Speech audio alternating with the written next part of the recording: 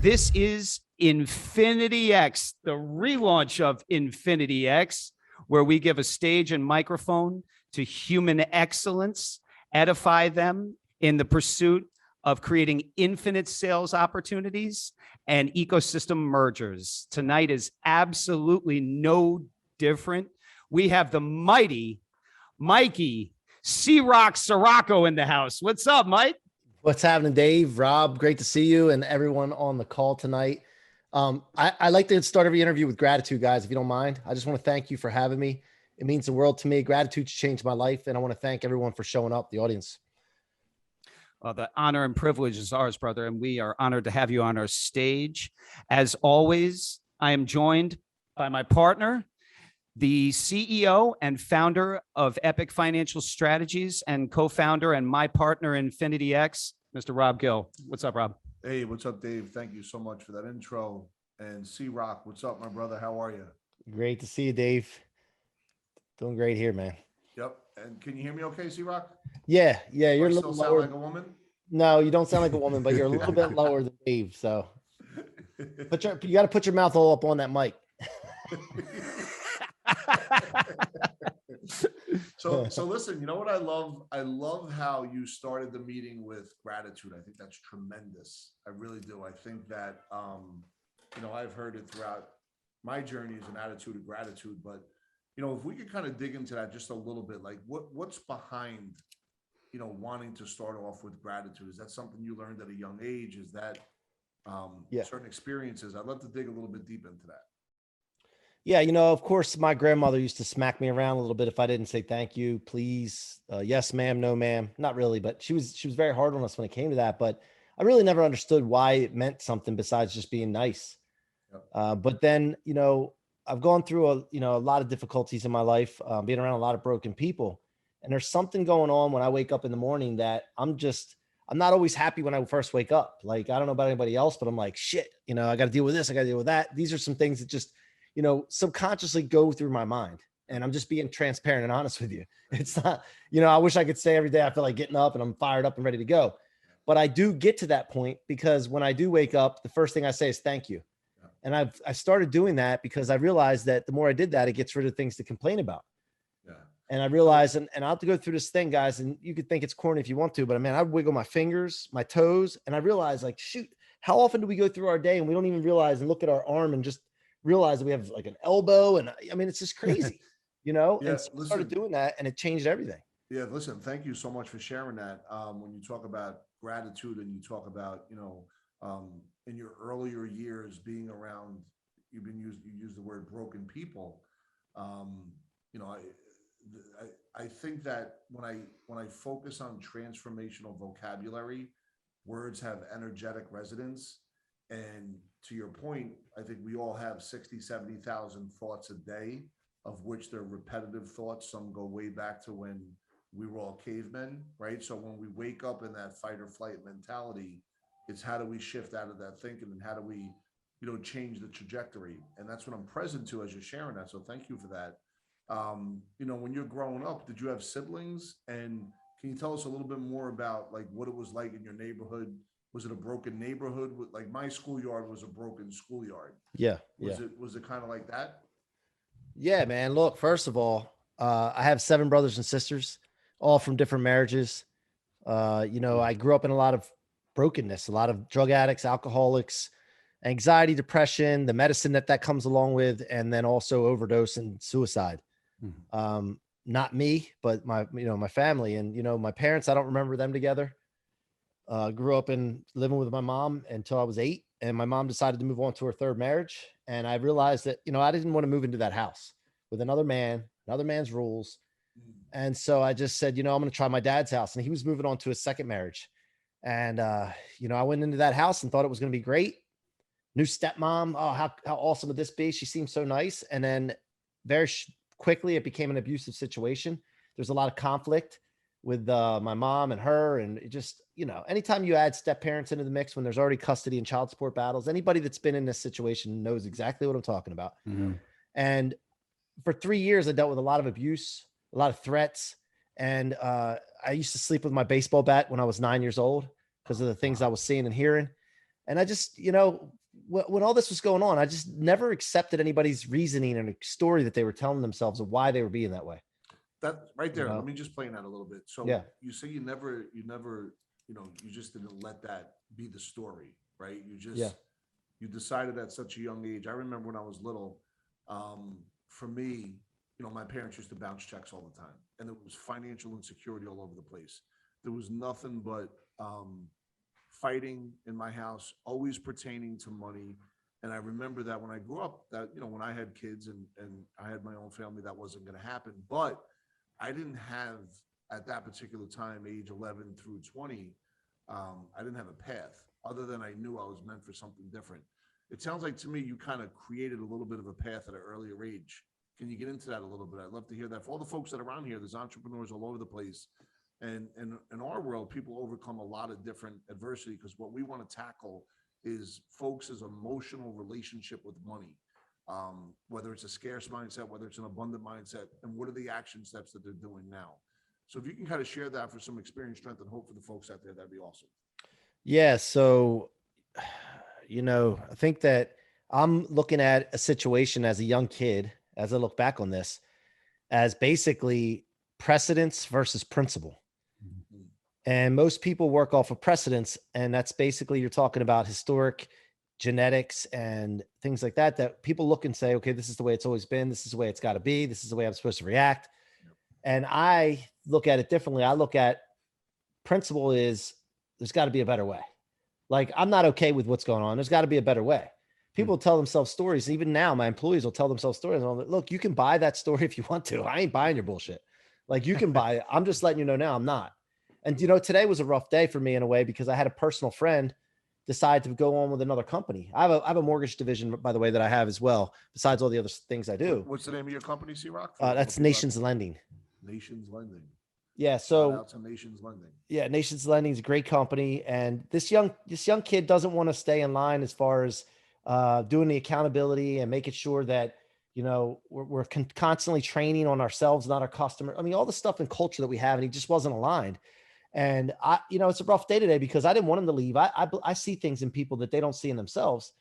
And, you know, I'll go through maybe a half a day of like, man, but I very quickly get out of that. Cause let me get back to that one story, if you don't mind. So when I decided that I had enough in my dad's house, like I knew that something wasn't right. Like after a while, this 3 years, right? That was yeah, about this 3 is years from age 8 to 11. Yeah, this isn't ordinary. I started going to my friend's house, seeing their families happy. And so I realized, I said, you know, Mom, I got to get out of here. Can you help me? You know, I was explaining to her what happened. She went and filed court papers.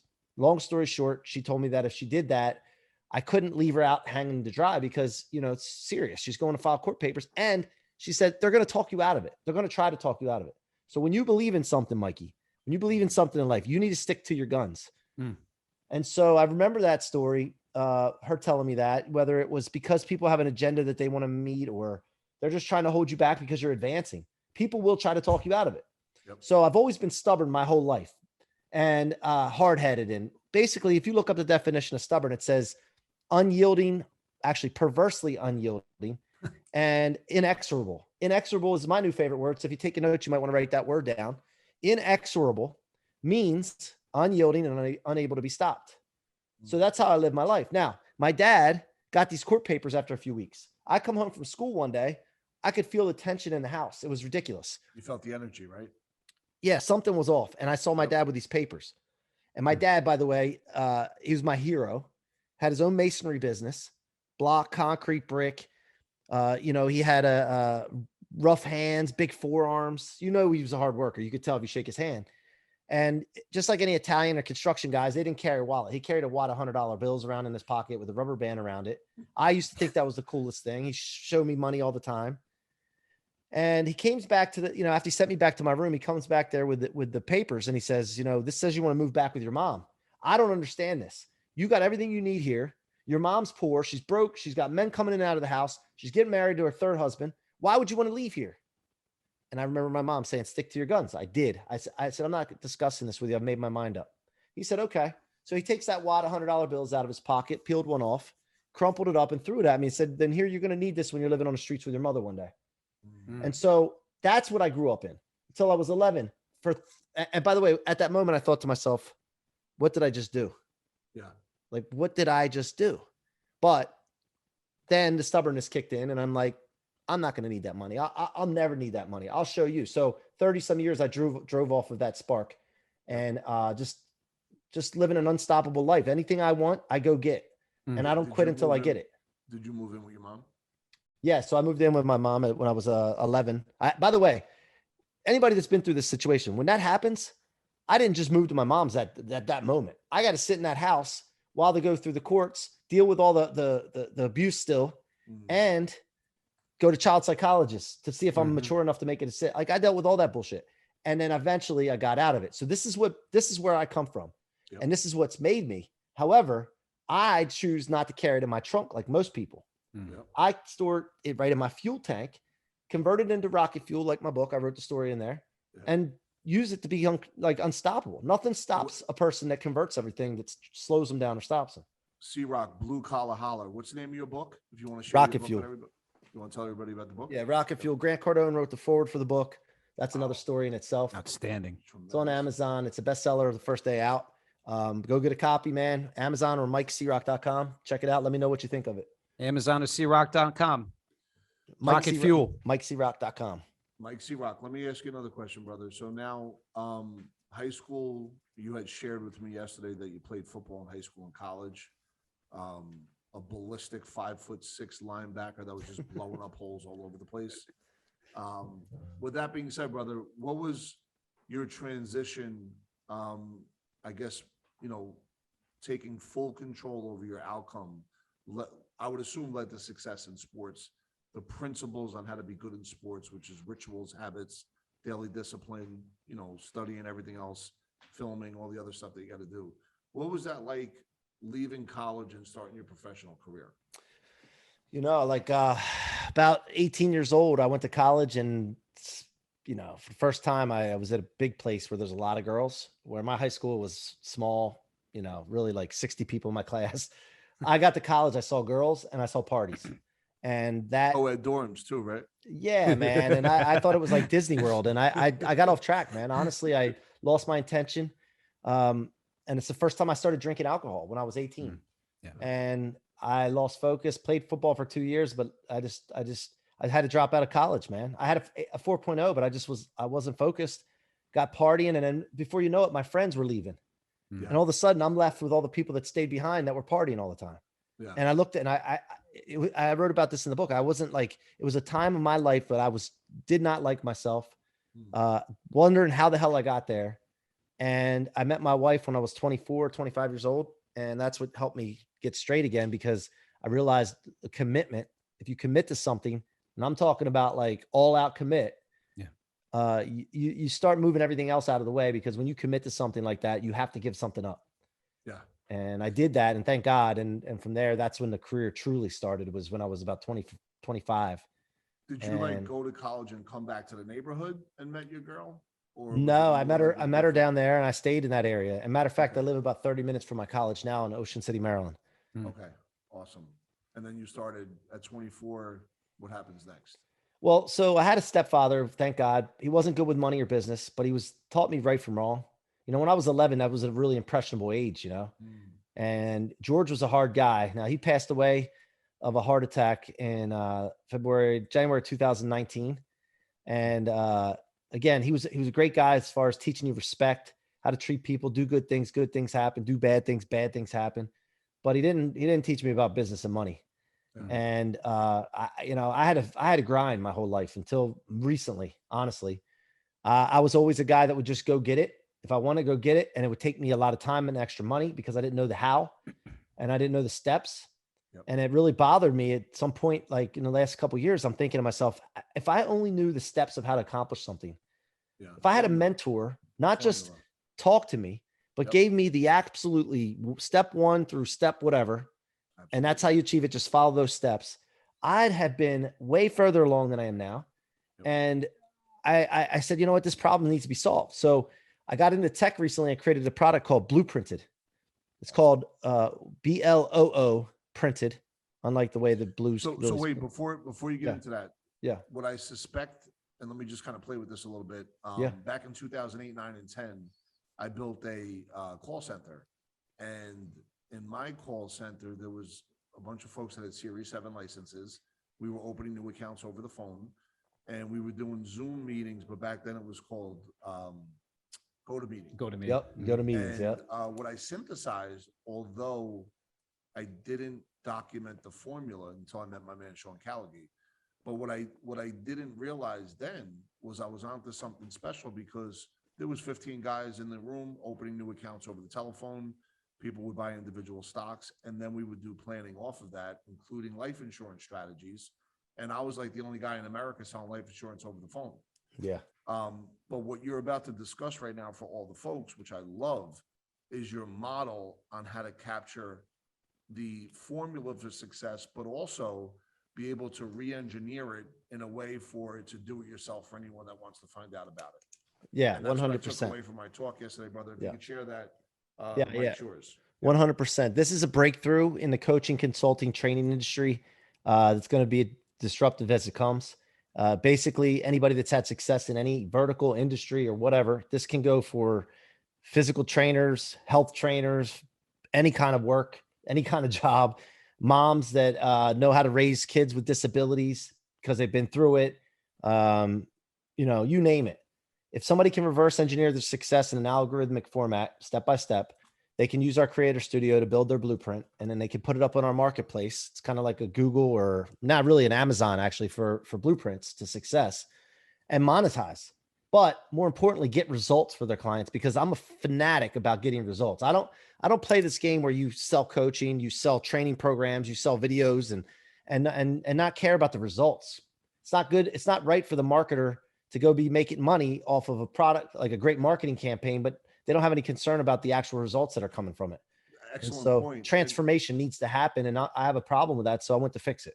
How do you monitor and measure the results? That's an excellent point. I think that there's so many people out there that are just selling stuff, but how do you actually monitor it? How do you measure it? And how do you know that it's working for each individual that you sell your program to?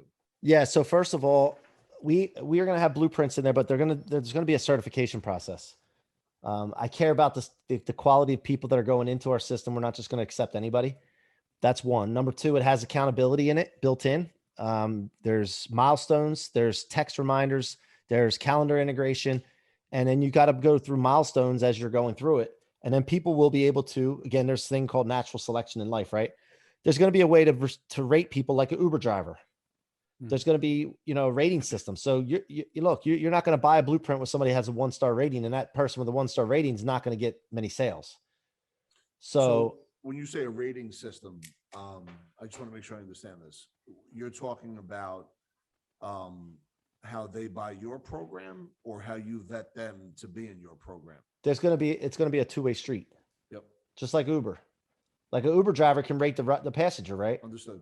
Right. Got it. Yeah. So there's got to be a balance. I don't believe in one-way ratings.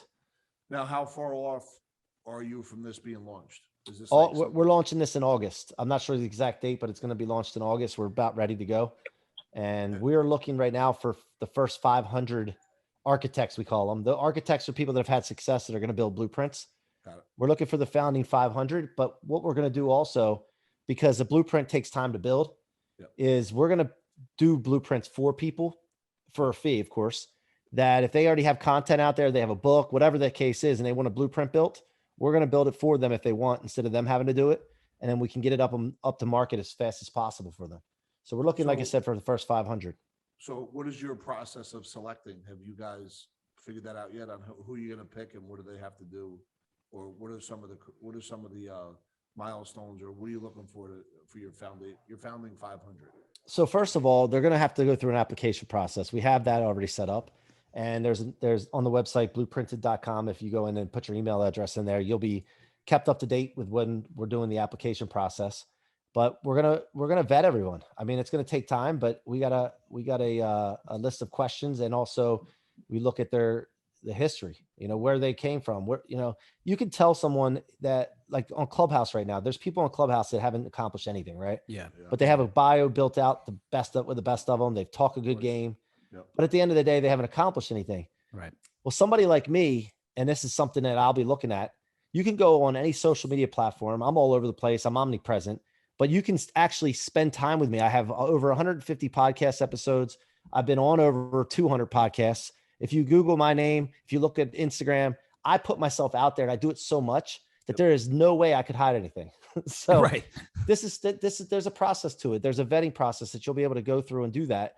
And then, you know, at some point there's going to be a place where we're going to have people that want to put blueprints up because maybe they haven't accomplished a certain level. They want to put blueprints up, and then we'll have a blueprint certified architect. And then they'll have a certification, which will be worth more. Understood. And by the way, this is going to be beta when it first comes out. It's an MVP, and we're going to be looking forward to working with our architects to mastermind, because products can be developed if a developer listens to their founders, the first founding members. Dude, you could build something like just magnificent if you listen. Have you built anything like this before, like even on a smaller level? Absolutely not. Okay. This is the first time, but you know, I've used tons of things. I've had digital video courses. I've coached people. I've had I've had all these different things that I've done, and I've seen the shortcomings of it from my point of view as a coach, creator, and also from a student. Mike, are there specific type of businesses and or avatars that you're looking for, or is it kind of broad-based? No, it's broad-based. Broad-based. Anybody that has had success in something that wants to apply can come into it. And then what we'll do eventually is probably get some industry leaders, like in your field. Industry leaders will take one like yourself and then say, hey, do you want to have this industry? And then as they bring more people in, they might, it might be affiliate situation. There's so many different, it's the thing about tech, it's infinite scale, man. Really we could do so many magnificent things. No, to me, and by the way, what you're sharing is incredible. And thank you. Let me just kind of rewind a little bit. If we go back like before COVID and like the last 2 years leading up to COVID, what was your model then? What was your world like then compared to where it is now? Because obviously what you're talking about, you're looking to launch something that's generational, no doubt about it. But what was it like, leading into this next phase? Well, so I was in the mortgage industry, and about 2017, I realized that I'm not playing a big enough game. And everybody on this that's listening right now, like, I don't care where you are, how old you are, like how long you've been in your business, everybody can play a bigger game. And I realized that I was short selling myself. Yep. I believe in God, and I believe that we're given like this infinite ability spiritually and intellectually to accomplish things. And I wasn't waking up every morning going after that. And I think that that's a ethical dilemma that many people should be considering. And to the point, here's this just a little bit maybe controversial, but I think it's actually evil to not go after your potential. Like that's how I take it. So 2017, let that sink in for a minute. Like, think about that. If you're not going after everything you've been given, one, you're not grateful, and two, it's evil. Now, one day you're going to be before your higher power, and you want to make sure that you did all the gifts that he gave you, you shared with the world, right? Yeah, I mean, bottom line, that's exactly it, man. And whatever your beliefs are, let's say you believe in the universe and you were given something. You obviously, everybody's been blessed with something.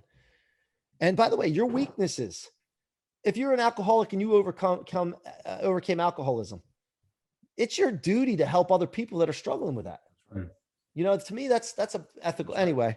So I thought, prior to COVID, I was doing mortgages 17. I decided to start speaking. I started to do a podcast in 19. When my stepfather passed away, I started realizing that's when I started realizing, like, man, shit, life's short. I got to start playing a bigger game. And I ran into Grant. And how did you meet Grant Cardone, if you don't mind me asking? Well, I read the 10X rule because my brother was reading it, and he said, this guy sounds just like you. I was doing the same kind of thing in mortgages, right? But nobody knew who I was. And my brother's like, I hear you when I'm reading this. So I said, I'll read it. So I read it, and I'm like, this dude's talking to me, man. And I could feel the same thing from 2008 when the crash happened and what he went through. And I was dealing with that in the mortgage industry. And I just could relate so much. So then I'm like, okay, I'm going to immerse myself. I'm the kind of guy that when I do something, I just go all like, I don't know what I can say here. I was going to say something all the way. You want, brother. Oh, yeah, I was going to say balls deep, but balls deep. I apologize. No. You heard it here first. Balls deep. But I apologize to any ladies and men that I may have offended. I do. I didn't. You told me to. And anyway, you were just in the zone. I got it. I'm not confused. So I just go right. So you know, I did podcasting and I didn't turn any podcast interviews down. That's why I'm on this show. I don't turn it. No, I'm just messing with you guys. I love you guys. No, it's nothing to do with it. But I would say yes to everybody, right? I would say like, I would be on every single show. I would bring everybody on my show. And I did 300 interviews in a 12-month period because I wanted to get good. I knew that if I did it over and over again, that I could feel confident. I could bring energy. And my intention, by the way, fellas, and everybody here, my intention is when you get off this call, you're like, holy shit, that dude's got it, man, that energy. And I grab a hold of you through this freaking Zoom, and then you leave here and tell somebody about me. Yep. So, and that's not going to happen if I'm not confident in bringing it. So I just started doing that. And then COVID happened and I was already working from home because I had a podcast studio set up and my mortgage team was already able to be working remote. And it gave me a lot of time to wrap up the book, write the book, and market the book, get it out. So prior to COVID, that's what happened. And I met Grant just from immersing myself in his content, taking his info to my team, building our team. Our team's volume went up 800% after we got involved with him. And then I just started, this is a little tip, by the way. Anytime you buy something, it's your responsibility to be successful with it, not the person you buy it from. So I approach things that way. And when I do, I wanted to make it a case study to prove that those things work so that it justifies my purchase. Does that make sense? Yes. Totally. All right. So Yep. I think of things this way. It's a little different than most people. So I would celebrate and share everything with them. And before you know it, they're talking about me inside their organization. Yep. Now, when that happens, of course, Grant's going to hear about it. And he's hearing C-Roc this, C-Roc that, C-Roc's team this, C-Roc's team that. Then I started building relationships in there. I met Jared Glant, the president, became good friends with him. And from there, just continue to just try to, you know, make them look as good as possible because I like them. And I like the fact that we were elevating. Yeah, that's And, awesome. Thank you for sharing that. yeah. David, I'm going to turn it over to you, brother. You know, and so from a go forward perspective, what's next for CRoc? Like as you're building out Blueprint, right? But where else do you see, what do you see it expanding to in the next 5 years? So first of all, when I do one thing and I see that I can do this one thing, I'm like, well, shit, I'm not going to rely on this one thing. I better do 100 of them. So my goal is to do 100 tech companies in the next 5 years, 20 a year. And what I mean by that is I want to find non-tech entrepreneurs that have tech ideas that usually they would go to the grave with because they don't know what to do with it. They have no resources. Yeah. And I want to help them validate their idea, take it to market, accelerate it, take it to exit. And that's my goal is to get to 100. And of course, I'm not going to be able to do it by myself. I need people, which that's what we have. We have tons of people. And yeah, I mean, Blueprint, it's great. It's going to be $1 billion plus company, no doubt about it. But I don't want to rely on one thing. I don't know about you guys, but I don't want to be held captive or prisoner to one thing. Absolutely not. Absolutely not. And by when you say take it to exit, can you elaborate on that? Like, I mean, to take it IPO or like, what do you mean? Well, no, I mean, that could be one of the possibilities, but really what it would be like a situation where you build the company, you get traction and accelerate it and scale it. And then some big Bubba comes along and says, hey, here's $3 billion. Here you go. Yeah, absolutely. And you say, yes, thank you. And I got 99 more behind it. It's what Apple did with Beats. Absolutely. Yep. Yeah. Same thing. Yeah. Clubhouse is worth 3 or 4 billion right now. Yeah. What's your, go ahead, Rob. I'm sorry. No. Yeah, he's just talking about Clubhouse being worth 3 billion. It's insane. Kajabi's worth 4 billion. Kajabi's not as good as our platform's going to be.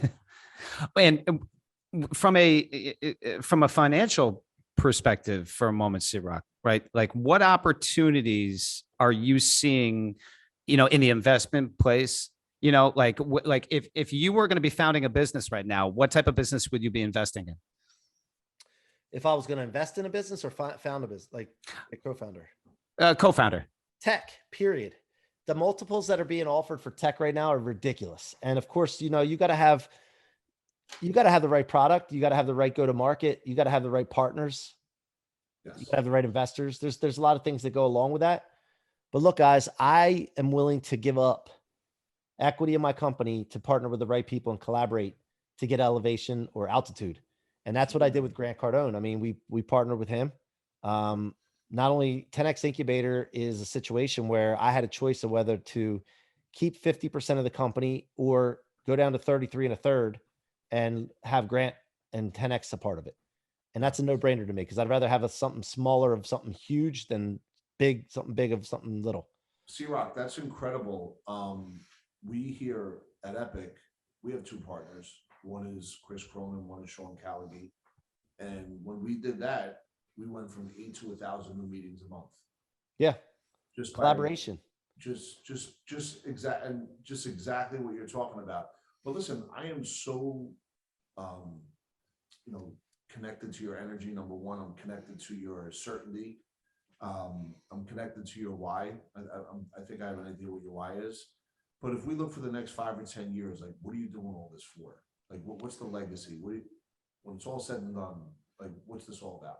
Well, can I be transparent again with you? I got to ask you for permission because I get raw sometimes. I hate the mortgage business. Like, I hate being a prisoner to it. Now, I don't mind it if it was one of my portfolios and I had income coming in from that. And I got income coming from different places now. But I was having income just coming in from mortgages. Yep. And when the economy goes like up and down, and I don't like being a prisoner, guys. Yep. I don't want that. I want to be free to do what I want to do, to help who I want to help.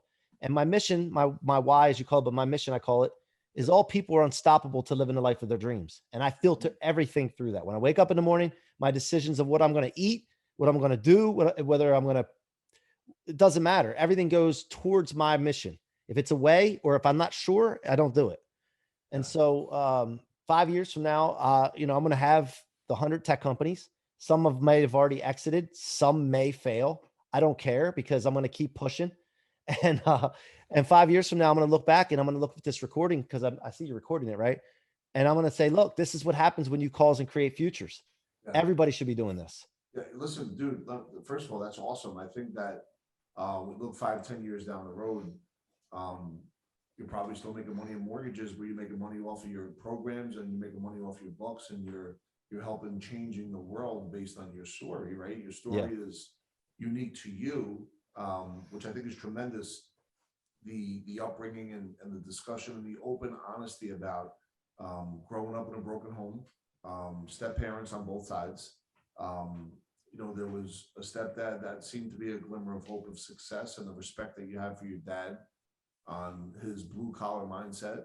Although there were certain trials and tribulations that went along with that. And thank you for opening your heart and sharing about all that. It's tremendous.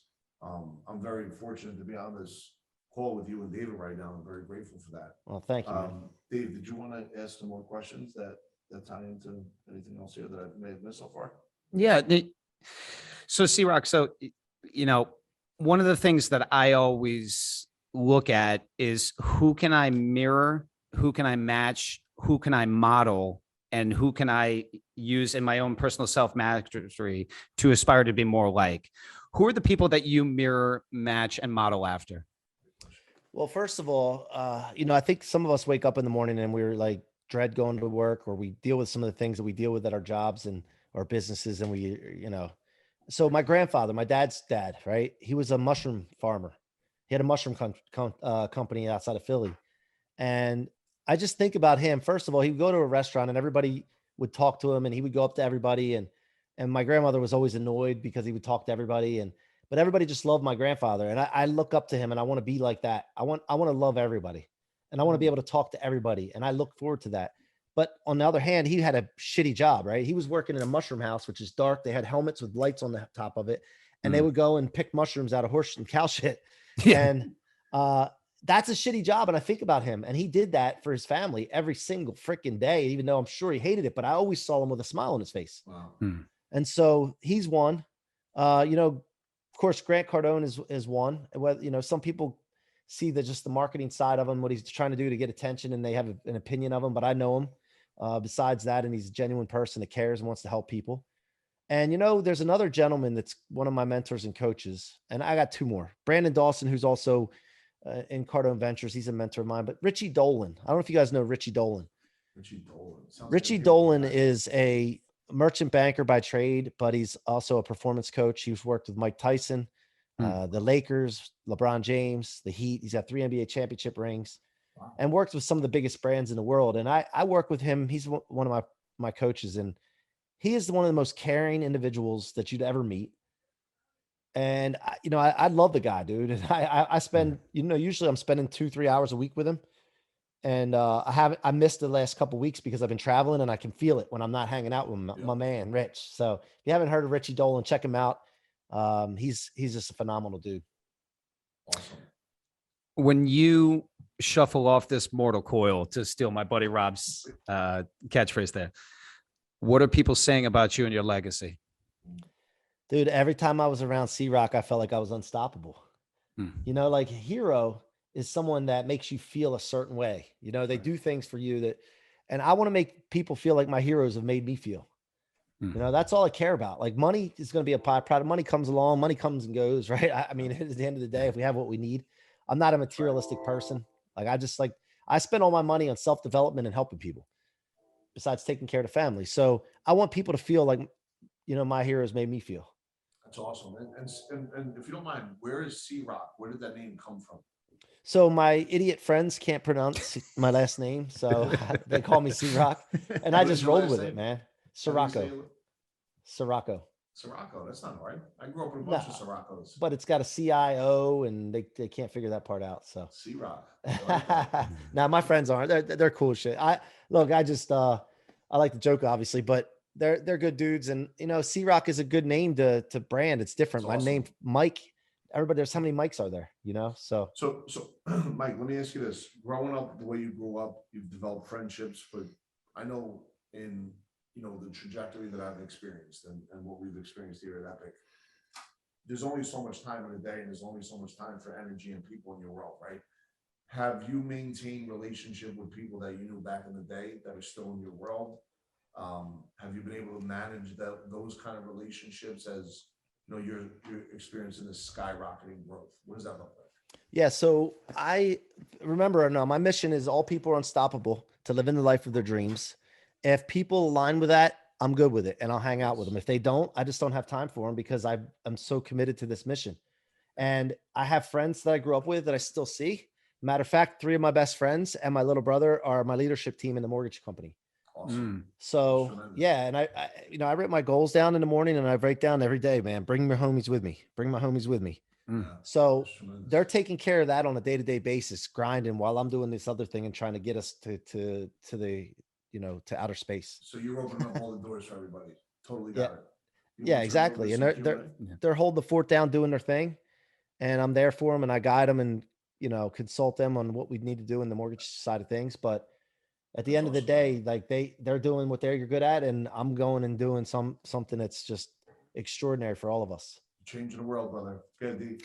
Mike, once upon a time, I had a client who passed away, and I classified it as one of my most most successful failures. And the reason I say that is because I didn't have enough life insurance on that client, and I knew it, but I didn't take the proper steps to really educate him on the importance of having the appropriate amount of death benefit for his family. Did I deliver some money to his family? Absolutely. Was it enough? Not anywhere near. And I keep a picture of him in my office as a reminder of my responsibility. And I look at that as one of my most successful failures. What would you classify for yourself as some successful failures that you've experienced? Let me think, man. There's I don't really feel like I've had failures because I just don't quit. And if look, if you're doing something, you're on to something, and it's just like, yeah, this is not what I want to put my time into. You just move over this way a little bit, right? Yeah. So but I see what you're saying. I think the one when we were in the mortgage company, the first one, we would chase people with production and not worry about culture. And I didn't know any better. Wow. No excuse, but I would just go after production. I would come home miserable because these guys would just be relentless, complaining, and it was miserable. And the owner of that company ended up stealing from us. We ended up in a situation probably just over $1 million. And I realized at that moment that I was doing something wrong. And the next company that we would go to and partner with, we needed to make sure culture was number one, and we needed to build that and then cut. I told him, like, even if I have to go to just by myself, I'll do it and do it the right way and add one person at a time that buys into the culture, is aligned with the culture. And we did that, and we ended up losing some people, but we've added great people phenomenal people. And then we still, even though we are true to our core values and making sure people align, we still lose some people. And just like today, we lost a kid, but again, he wasn't aligned with our core values. So that's awesome. Thank you for sharing that, brother. I appreciate that. yeah. Hey, Mike, do you mind if we go for a couple of questions from the people that are in the audience? I'd be happy to. All right. Would love to. So I can't see anything, so I have my glasses on, so I'm gonna rely on David to unmute and pick whoever you want to ask a question. So if anybody has a question, please raise your hand in the chat first and foremost. All right, looks like we got Wayne Rice. Wayne, go ahead and unmute. Hey guys, hey C-Roc, how you doing today? Great, Wayne. What's happening, man? Can you guys hear me okay? We got you, Wayne. Okay. Hey, one of my questions was how you were talking about how you love everybody unconditionally, and coming from such a rough past, how is it that you kind of mold that together? Is it like a boundary setting thing? Is it a one-on-one individual thing where you still connect with people from your past, but you're moving at such a aggressive and focused vision? How do you kind of implement those two? Yeah, so great question. First of all, I mentioned Richie Dolan the other day. He's like, look, I don't want to tell you to slow down or stop, going as hard as you do, but you're doing a lot. And when you do a lot and move at the speed that you're moving in, you got to understand that you're going to have a wake behind you, like a boat, and people are going to get disturbed, and you got to be prepared for that. And so I thought about that. And then I talked to him the next day, and I'm like, dude, I'm not slowing down. So I got to figure out how to deal with the disruption behind me. And so that's what we focus on, is like, make your mind up and then figure out what you got to deal with. So I love everyone. And then this goes for not just people that I've met in my life, but people that I haven't met, all races of people, all ages, I just love people, man. And I know people are struggling. This is a broken world. There's people that are having issues. They grew up in, I've been there, right? I know what the problems are with people. I know some people's fathers leave, and if they grow up with a single mom or their grandparents, like it's not easy, first of all. And second of all, you're going to have some issues. You're going to have some deficiencies. I understand that. So my thing is, the first thing I could do for people is love them. You know what I mean? And I'm in rooms like on Clubhouse. You should see some of the rooms I pop into. Matter of fact, before this call, there was a room that said something about sex trade to sex sell or something, right? I don't pop in there for that part. I pop in there because of the people in there. I know they need to be loved, man. So I pop in there, make a joke. Hey, did somebody call for a sugar daddy? You know what I mean? Like, and I just joke around with them, but I'm not in there for that part. But I'm in there to show people love, man, and let them know that, like, if they come see if I could just get their attention and then they start watching my stuff, I know they're going to be better off. Yeah. So I hope I answered your question. Absolutely. Yeah, I'm totally connecting with your feel, and the golden nugget that you dropped for me today was inexorable. So I appreciate that. Love it. Let's go. Thanks, Wayne. Thanks, Wayne. Appreciate that. If you have a question for Mikey C-Roc, put your hand up in the chat or unmute. By the way, Kabir, I've been seeing you all across the world. I don't know where you are right now. Yeah, I knew Kabir was going to unmute. There he is. What's up, Kabir? Go ahead. You're on with C-Roc. What's up, C-Roc? How you doing, brother? What's happening, Kabir? Yeah, I'm currently in, I think I'm in Cancun. I leave for Oaxaca tomorrow morning. I love Cancun, man. Love Cancun. I don't actually have a question. I was called about stage. So I just wanted to say, great hearing your story. I've got some fun stories with Grant as well, including a restraining order, but we'll go to that another time. Wait. Might have to elaborate on that one a little bit. Yeah, I got to hear that one hours later. No. This session is being recorded, guys. No, but it was definitely a pleasure hearing your story. A lot of inspiration there. I definitely felt that a heartfelt message that you gave as well. And I think that sometimes in today's entrepreneurship and today's world that we have, sometimes that heartfelt message gets lost. Especially when you started the session with gratitude, you definitely had my attention at that. So I love the entire session. Thanks, brother. Thank you for being here, man. Yeah. Thanks, Kabir. Appreciate you, brother. Mikey, if you were going to found a business right now, what would be the steps and who would be the people that you would want to surround yourself for launch in the environment that we're in today, post-pandemic? Yeah, so I have I have several partners that I'm working with right now on the tech product that I just absolutely love. I love we're in alignment. We want to serve people. We want to level the playing field, and we want to work hard, and Yeah. but also have our family life. You know, be good dads and husbands, and look, dude, I know, like I say this because some people like they bust my they bust my balls about 10X and all that. And they're like, wow, you got your own brand. Why you, but dude, look, those are the kind of people I want to be around.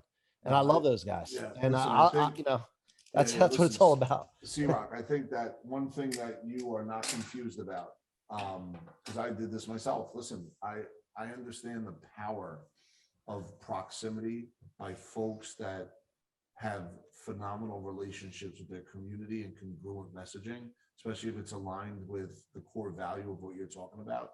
Whenever we sit down with folks, we always want to make sure that we're not selling them a plan, that we're trying to first identify their relationship with money.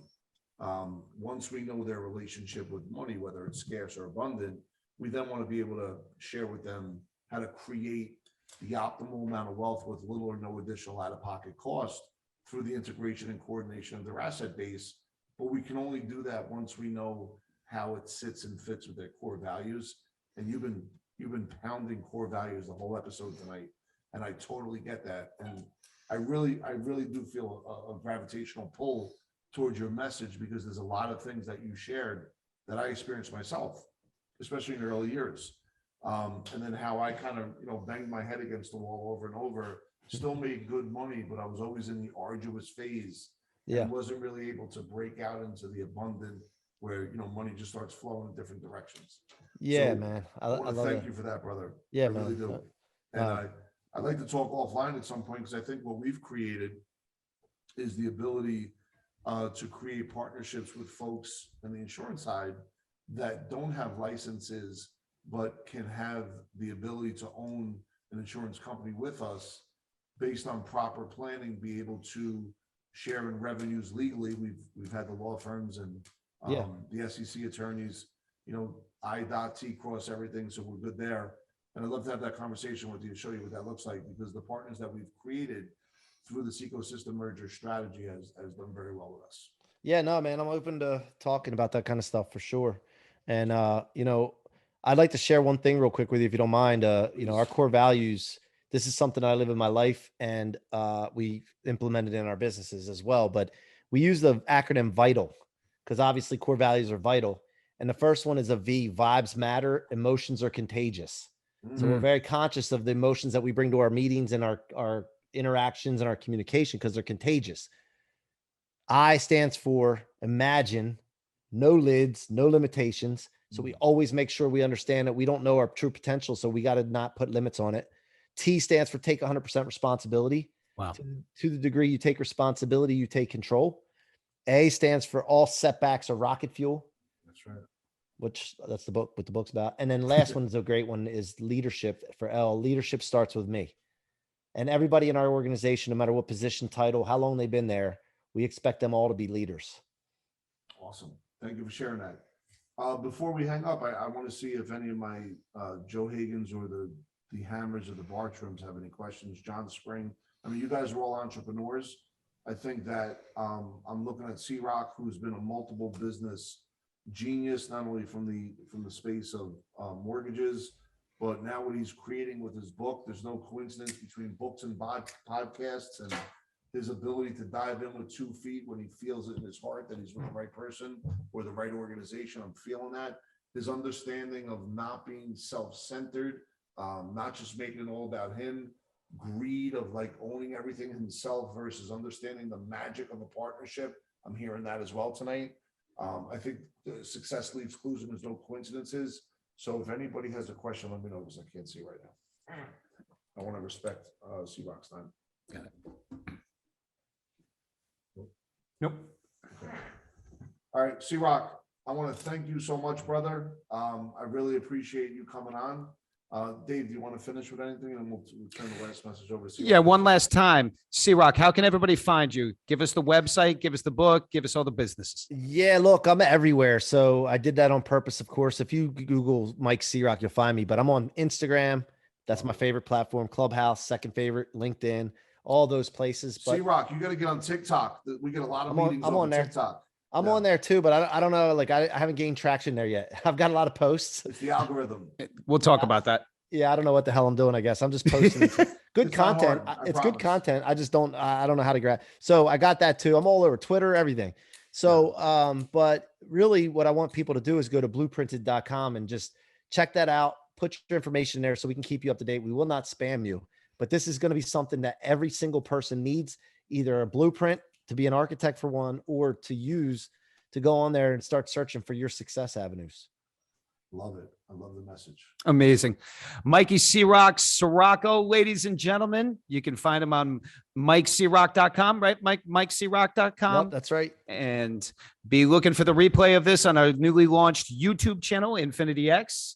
And until next Tuesday, we continue to give a stage and microphone to human excellence. Mike, on behalf of my partner, Rob, we can't thank you enough for the time tonight, brother. Thank you guys. Thanks, Thank you Mike. guys for being here to watch and listening as well. I love all of you guys. I appreciate you. Love you too, And brother. if there's anything I could ever do, fellas, ladies, reach out. And Mike, if loving you is wrong, I don't want to be right. Exactly, I love bro. it. Ladies and gentlemen, thank you so much for spending the time with us tonight. And Mikey C-Roc, I look forward to seeing you in our future, brother. And tell Sean I was asking for him. Okay. Absolutely. Is there have you ever met Sean? Yeah. I Yep. did not know that. Yep. I would definitely convey that message right away. All right. Thank you. Awesome. You got it, brother.